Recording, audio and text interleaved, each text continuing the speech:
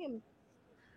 উপস্থিত আমার প্রিয় 18তম নিবন্ধন ভাইবা বঞ্চিত পরীক্ষার্থীরা, বিভিন্ন প্রিন্ট মিডিয়া, ইলেকট্রনিক্স মিডিয়ার সদস্যবৃন্দ, আইন শৃঙ্খলা বাহিনী, উপস্থিত সুধী মণ্ডলী, আশা করি আপনারা সবাই ভালো আছেন।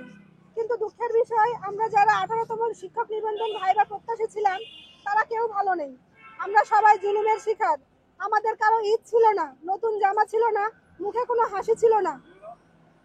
কারণ একটাই, আমরা যারা 18তম শিক্ষক নিবন্ধন ভাইভায় উপস্থিত হয়েছি তাদের মধ্যে বৈষম্যমূলক ভাবে 23,000 ভাইভা প্রার্থীকে ফেল করানো হয়েছে। যা বিগত যত রেজাল্ট ছিল সবকিছুর পরিপন্থী এবং এটা উদ্দেশ্য প্রণোদিত। এখন আমরা কেন বলতেছি এটা উদ্দেশ্য প্রণোদিত তার ব্যাখ্যা এখন আমি আপনাদের দিচ্ছি। আপনারা নিজেরাই বিবেচনা করবেন আমাদের সাথে কতটা বৈষম্যের শিকার হয়েছি আমরা আমাদের সাথে কতটা বৈষম্য করা হয়েছে। আমাদের দাবি সমূহ আপনাদের আগে জানাতে চাই। 1 নম্বর, শিক্ষা মন্ত্রণালয় 9 বিধি 2 এর গ অনুযায়ী একজন পরীক্ষার্থী লিখিত এবং মৌখিক পরীক্ষায় শতকরা 40% নাম্বার পেলে সে পাস বলে গণ্য হবে।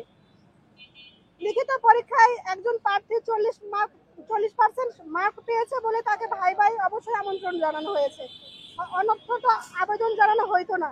এখন ভাইভায় পাস করতে হলে একজন প্রার্থীকে 40% মার্ক পেতে হবে, যেটা আমাদের কাউন্ট আছে 20 এর মধ্যে 12 নাম্বার আসে আমাদের বিভিন্ন সনদ, এসএসসি, ইন্টারমিডিয়েট এবং অনার্স। এই 3টা সনদ মিলে 12 মার্কস কাউন্ট করা হয়, যেখানে অধিকাংশ ছাত্রছাত্রীরা 12তে 12 মার্কস পেয়ে থাকেন। যাদের ফার্স্ট ক্লাস তারা 12ই পেয়ে থাকেন। আর বাদ বাকি রইল 4। এই 4 এর মধ্যে 8 রয়েছে, বাদ বাকি 8, 12 এর মধ্যে থাকে 8। এই 8 মার্কের মধ্যে রয়েছে ড্রেস কোড, আচরণবিধি এবং বিভিন্ন প্রশ্ন তারা জিজ্ঞাসা করে থাকেন। তো এইখানে 3.2 নাম্বার পেলেই পাস। আমাদের অনেকেই সবগুলো প্রশ্নের সঠিক উত্তর দিয়েছে এবং প্রশ্নের সময়সীমা ছিল 1 মিনিট থেকে 2 মিনিট।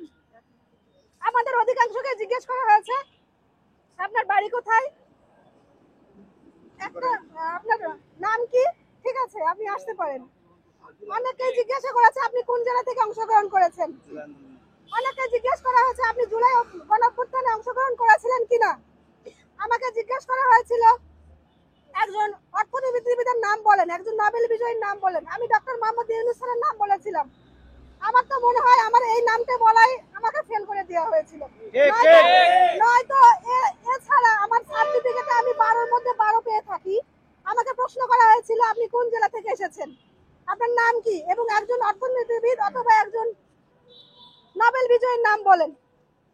ডক্টর মোহাম্মদ ইউনূস আমাদের নোবেল বিজয়ী, ওনার নাম আমি কেন বলবো না। এছাড়া আরো কিছু বৈষম্যের আমি আপনাদের তালিকা দিচ্ছি।